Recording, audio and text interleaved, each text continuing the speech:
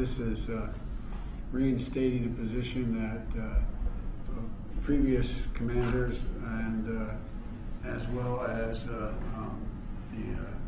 secretaries have supported.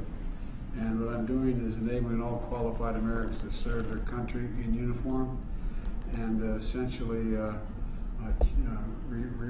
restoring the situation that existed before where transgender personnel, if qualified in every other way, can serve their government in the United States military.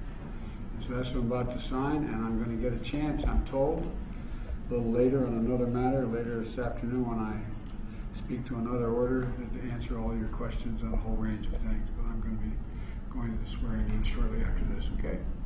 Thank you again.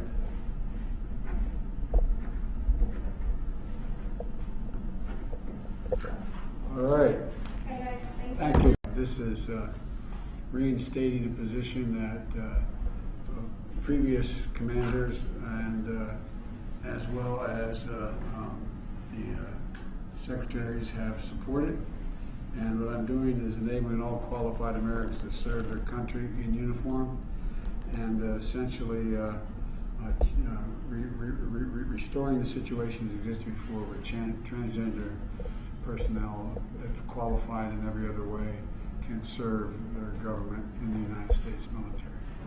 So that's what I'm about to sign, and I'm going to get a chance, I'm told, a little later on another matter, later this afternoon when I speak to another order, to answer all your questions on a whole range of things. But I'm going to be going to the swearing in shortly after this, okay?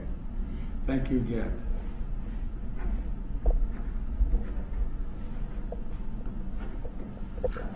All right. Thank you. Thank you for your leadership, and you can count on the World Economic Forum when it comes also to mobilizing the private sector, the business, both for the Sustainable Development Goals. But humanity has just endured a year of tragedy and crisis that we never want to repeat. But the tests to our societies are continuing. If there is one word that characterizes today's world, it is fragility. We see it in the impacts of the COVID-19 emergency. More than 2 million people have died, and we are in the worst economic crisis for nearly a century. We see it in the inequalities among people and countries that have been starkly highlighted by the pandemic. Women in particular have been badly affected by job losses and extra burdens of care. We also see fragility in the climate and biodiversity crisis. Both are existential threats, and both are getting worse. We are waging war on nature and destroying our life support system, and nature is striking back. And we see fragility in global geopolitical divides. We continue to fear the possibility of a great fracture, to see the world splitting in two, with the two largest economies on Earth leading two areas with different dominant currencies, trade and financial rules, each with its own internet and its own zero-sum geopolitical and military strategies. We must do everything possible to avert such a division. We need one global economy with universal respect for international law, a multipolar world with strong multilateral institutions. that are listening to your speech today. Well, first of all, I expect governments to support the private sector to move in the right direction. In 2021, we must address these fragilities and put the world on track. It is time to change course and take the sustainable path. And this year, we have a unique opportunity to do so.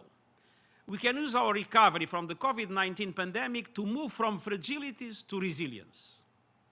But all these threats, all these obstacles to progress demand dialogue and collaboration. Governments, international organizations, the private sector, the civil society, cities need to work together. First, we need an inclusive and equitable global recovery to achieve the Sustainable Development Goals. And second, we need a green recovery that will tackle climate change and biodiversity loss.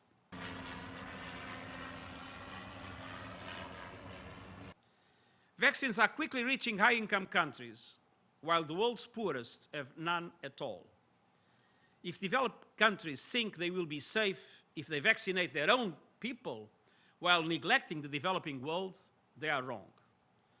There is now a clear, real danger of mutations making the virus more transmissible, more lethal, and more resistant to existing vaccines.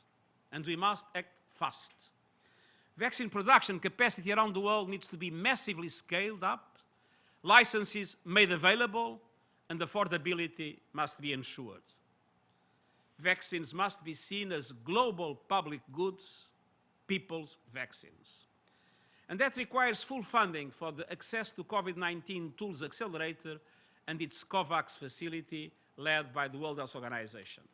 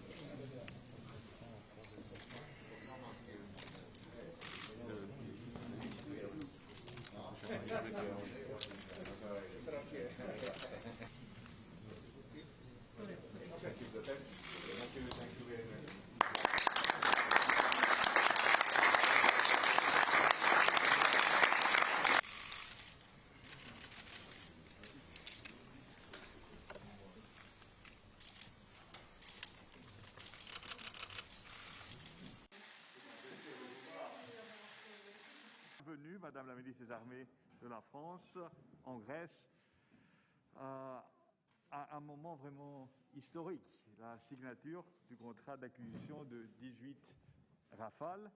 Même ce chemin, même maintenant, et encore une fois, bienvenue, chère Florence, en Grèce. La relation bilatérale entre la France et la Grèce ont encore progressé, mais c'est aussi l'Europe qui a progressé. Car, vous le voyez, à la fois nous travaillons pour le court terme, mais aussi pour le long terme, pour la relation bilatérale et en même temps pour notre Europe. Η προμήθεια των γαλλικών μαχητικών αεροσκαφών Ραφάλ αποτελεί ορόσημο στη διμερή αμυντική συνεργασία μας και ευρύτερα στις σχέσεις Ελλάδας-Γαλλίας.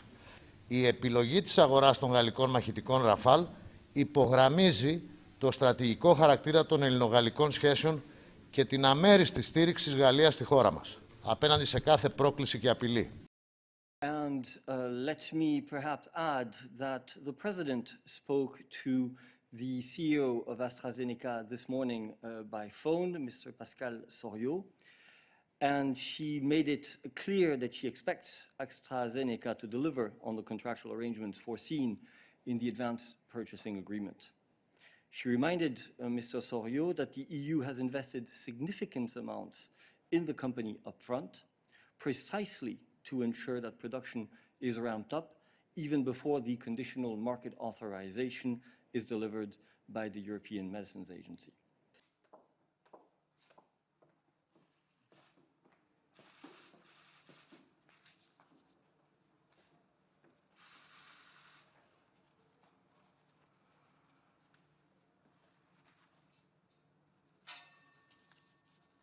Good evening.